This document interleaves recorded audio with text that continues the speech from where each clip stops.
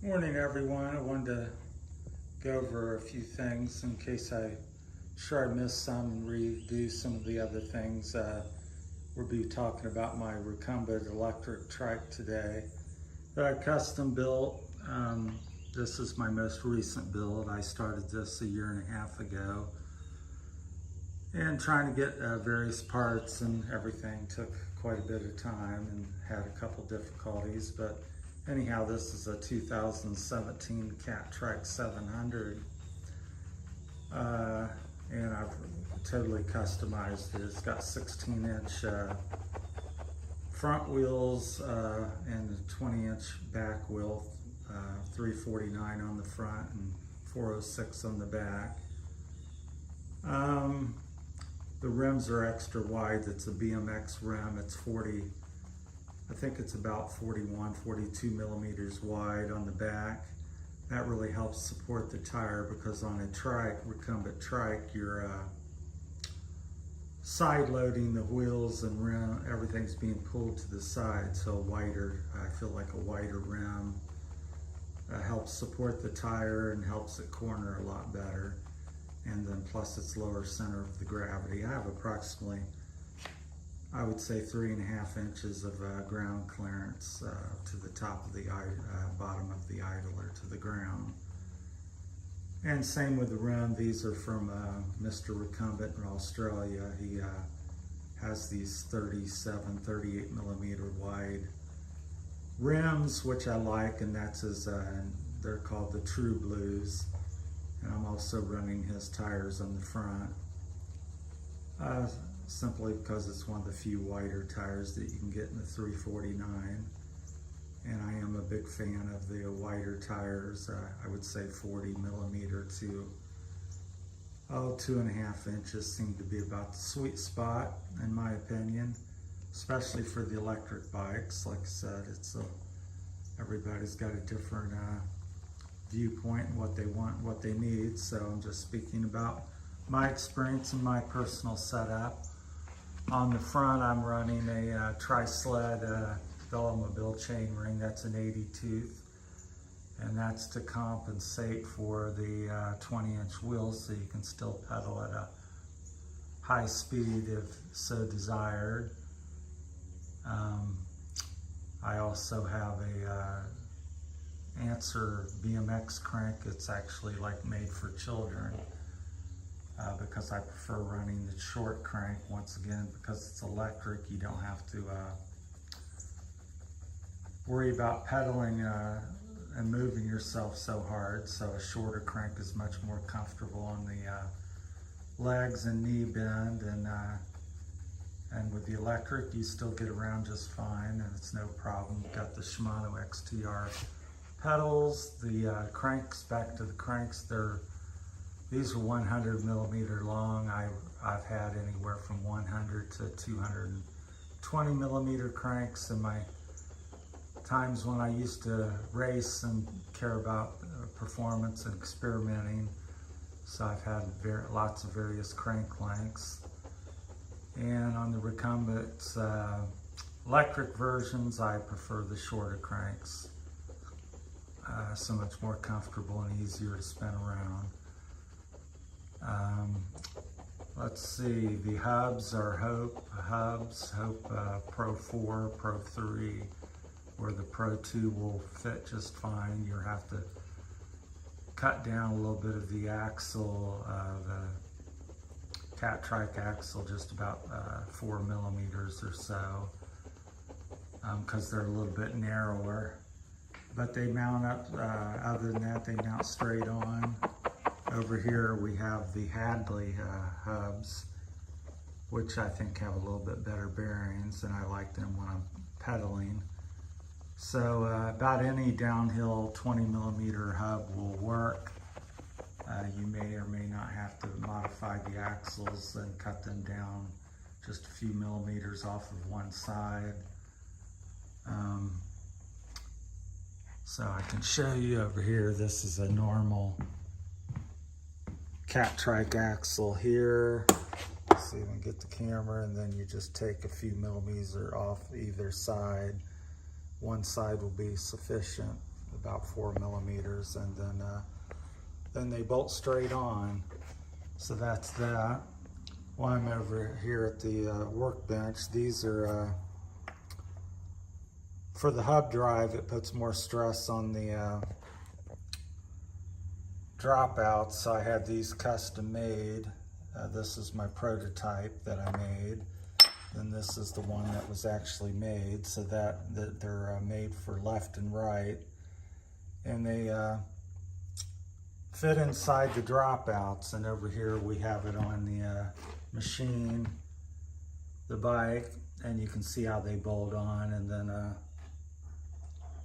the little groove there in the back goes into the dropouts and helps support it. So it strengthens the rear end, and it's kind of like a torque arm in some sense, doing something similar. It keeps the motor from twisting the axle and damaging your dropout in the back. So I had them custom made here by a local machinist friend of mine. So that's on all the bikes, because I'm pushing a little more wattage, and I just didn't want to have any problems. I've got approximately 30,000 miles on the hub drive motors, about 10,000 on one of the bikes, and the green one here I've probably got about 3,000 or 4,000.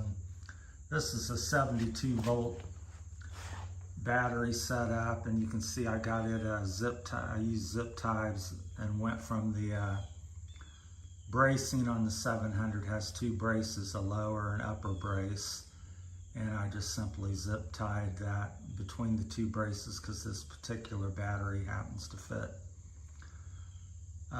exactly right in between there. So it lowers the center of gravity. I think it looks very much like one might come from the factory. I have one on each side, and then the controller is in the Catrike bag. I have a Crystalite controller. The batteries I got from Grin Technology. They're 2100 700 cells, and I'm getting about 125 to 150 miles per battery, so you can just double that. So I'm in the 250 to up to 300 mile range. 250 is a pretty safe bet if you're very aggressive. And running it real hard, you're probably down to the 200 mile mark. Again, it depends on how you ride, how fast, temperature, and all these variables. But generally, I found the 20 watt per mile rule is a pretty good rule of thumb on how much battery you need and how far it's going to go. So 20 watts, so a 100 watt battery will get you 5 miles. I know that will vary depending on how you pedal and up in hills and this and that, but I think that's a pretty realistic number to try to get, decide on what system you want, because that's what I found with all 3 systems that I have. And I've also built 3 other bikes besides these for other friends of mine. So yeah, the batteries are from Grin Technology. Also, I'm running their over here under the workbench, I'm running their chargers as well. They're very nice because they're programmable cycle satiator, and they actually give you a readout, so when you come home and plug it in, you can see what your batteries are doing, what state of charge they're in. So after about 150-60 mile ride, I come back and they're about at 40-some%, usually around 42% charge. So that lets me know that I could ride it pretty easy another 100 miles. So I've got a couple of them because I have 2 batteries on the thing, and I plug them in parallel. And I unplug one of them just not to confuse the BMS on the batteries, because each battery has its own BMS. So I was told that would be a good idea to unplug one and then plug them in both separately to each charger, because I don't want to come out in the middle of the night and have to transfer one to the other. So just as far as convenience, I got 2 chargers, and you could do it with one and in a few 4 or 5 hours come out and plug into the other battery. I'd just rather have them working and quickly up, so in 4 or 5 hours they're both charged and I'm ready to go. And plus, if one breaks down, you have a spare. So the hub on the back is a Crystallite hub, and it's made by HPC Cycles. They're having Crystallite make them, so they custom drill out the hub for cooling. It's an old racer's trick, and so then you can run more wattage and you don't have any water buildup surprisingly, because air dries whatever little bit of water may get in there. It quickly dries up and you tend to have even less water damage. I suppose that wouldn't be true if you're riding underwater or something, but I tend not to do that. So like I said, got some tools in the bags. Them are the Catrike 700 bags. Running a hookworm, which I think is one of the best or better electric bike tires. It has very stiff sidewalls, so it really supports the weight of the extra weight of the bike, because when you get into electric bikes, they're easily, pretty much double the weight of a normal bike. So you need a bike that has much stiffer sidewalls. If we come over here, we can maybe I can show you here.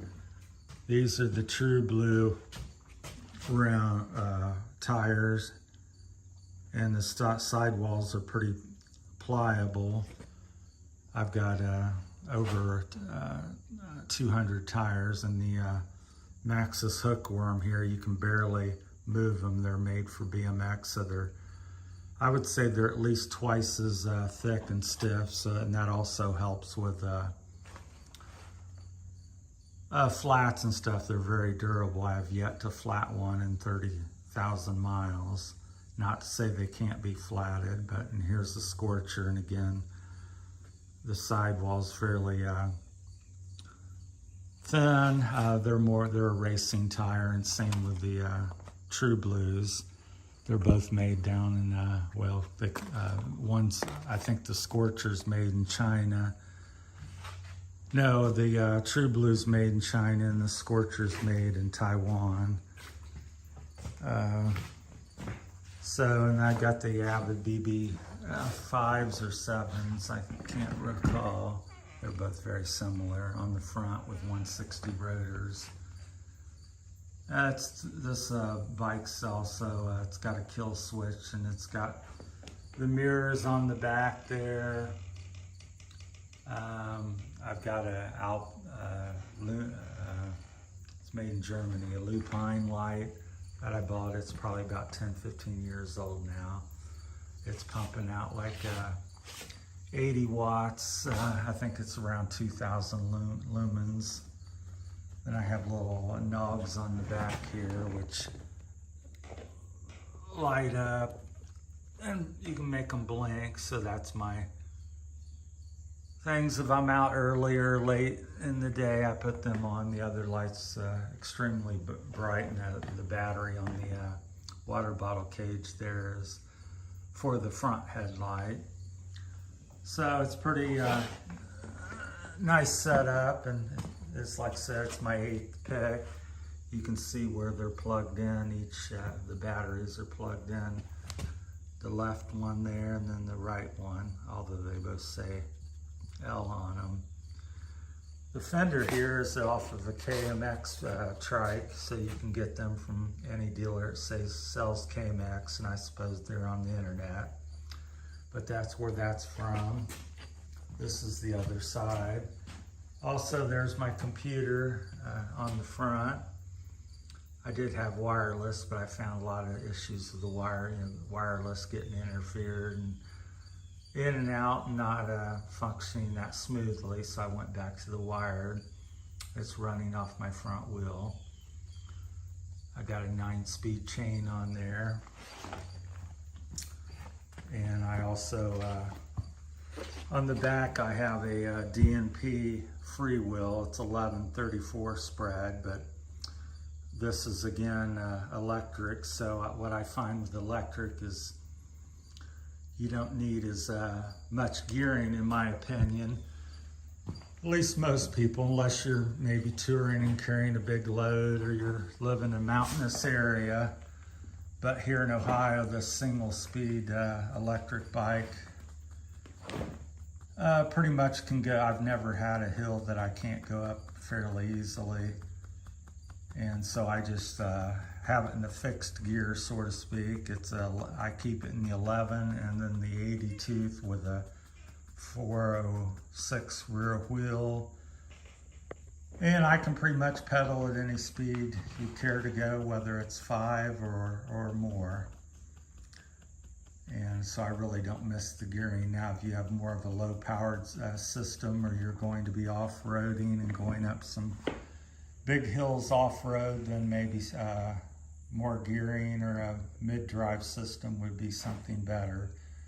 But I find this quite sufficient. So if you have any questions or comments, feel free to let me know. So that's touched a little bit. Hopefully this has helped somebody. I just wanted to share my system, and been doing the bikes for 35 plus years, probably closer to the 40 plus year mark.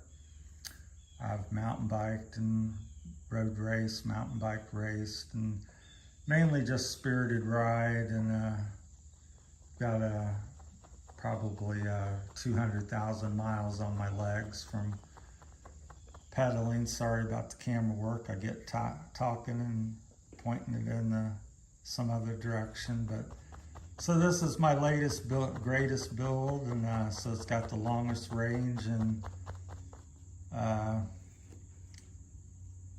it's my fastest bike, and also the greatest range, and so I really enjoy it. I run no front derailleur again, and have no rear derailleur on this particular setup, although you could do both if you so desired. I just tried to simplify it.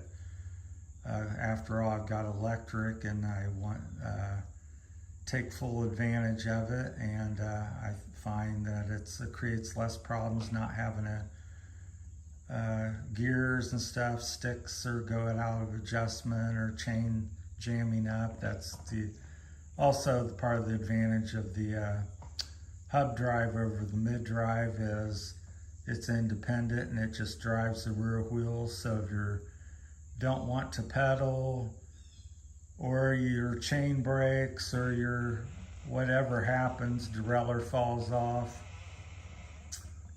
no matter what happens to the bike, pretty much it can still move and get you home. So, and it's very, very durable. It doesn't have cogs or belts or ratcheting systems inside like a lot of the mid drives do. So I'm a big promoter of the hub drive, but they both have their place. I built 2 bikes with the BHS HD motor, Bafang's motor, and they're my friend's very happy with that and likes that. So different folks and different things for each of us. So, but for me, I'm sticking with the hub drive for now, and it's been problem-free with over 30,000 miles on it. So, well, thanks for watching, and if you could support the channel in any way, that'd be great.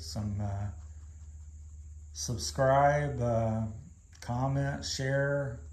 I'm new here and trying to do a variety of different things, and so far the electric bike seems to have the most interest, so I thought I'd double up on that and post another video to update some things I might have left out, and I'm sure I've still left things out. It's hard to get it all in there when you have 30, 40 years of bike building and riding under you. So, all right. Well, thanks for watching. Please like and subscribe. Thanks.